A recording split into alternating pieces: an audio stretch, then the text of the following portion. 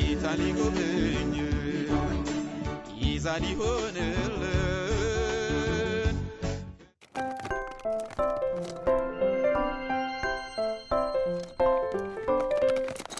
ልጆች እንኳን ወደ ተስፋ ኪድስ የክራፍት ጊዜ በሰላም መጣችሁ።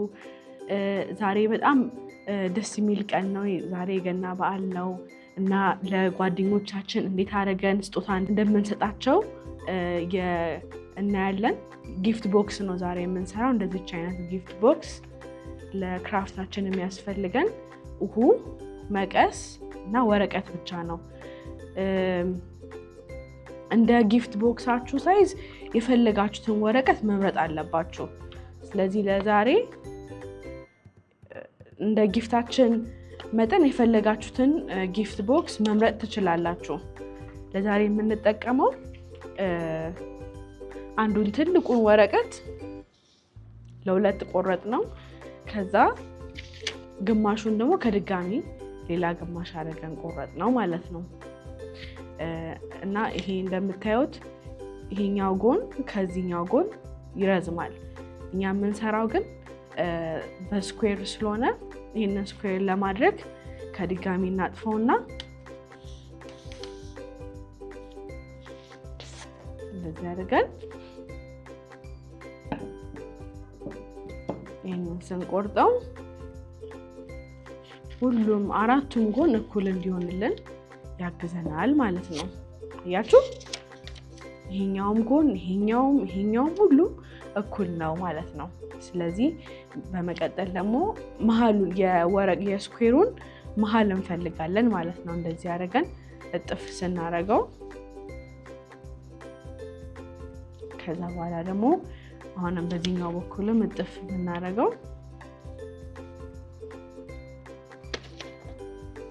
እዚህ ጋር እንደ መስቀል ቅርጽ ሰርቶ የሁለቱንም ጎን መሃል አግኝተናል ማለት ነው። ስለዚህ ቺኛዋን በዚህ በኩል ያለችዋን ሳይድ እናጥፋታለን። ይሄኛውንም ደግሞ እንደዚሁ እናጥፋለን ማለት ነው።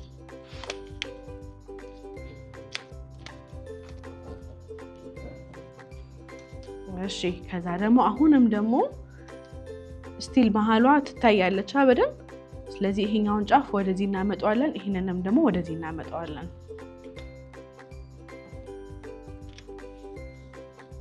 ያደርገን እናረጋለን ማለት ነው። እሺ አሁን ከፍታችሁ ብትመለከቱት እዚህ ጋር ትንሽዬ ስኩዌር አለች። በየኮርነሩ ትንንሽ ስኩዌሮች አሉ። ስለዚህ ይሄንን እናረጋለን፣ አድርገን እንቆርጣቸዋለን።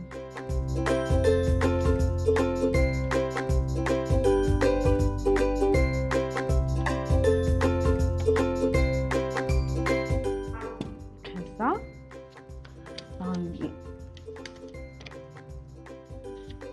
እነዚህን ጫፎቹን ብቻ በመቁረጣችን ከዳር አደጋ አንስታችሁ ብድግ ስታረጉት ራሱ ወረቀቱ ግጥምጥም ይልና ቦክስ ይሆናል ማለት ነው።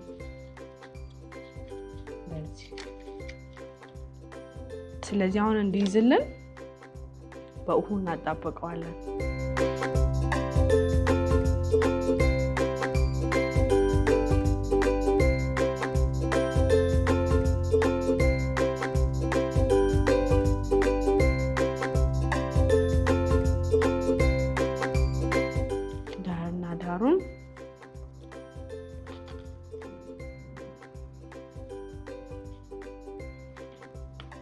ስናጣብቀው የታችኛውን ቦክስ ይሰራልናል ማለት ነው። እሺ ስለዚህ አሁን በተመሳሳይ ፕሮሰስ በሌላ ከለር እስቲ ደግሞ በዚህኛው ደግሞ የላይኛውን እንሰራለን።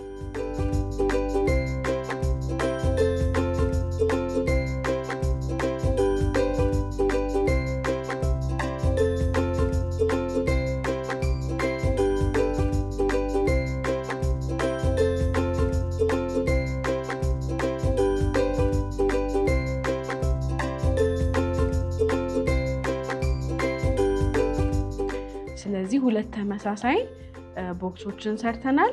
አሁን ምን እናደርጋለን?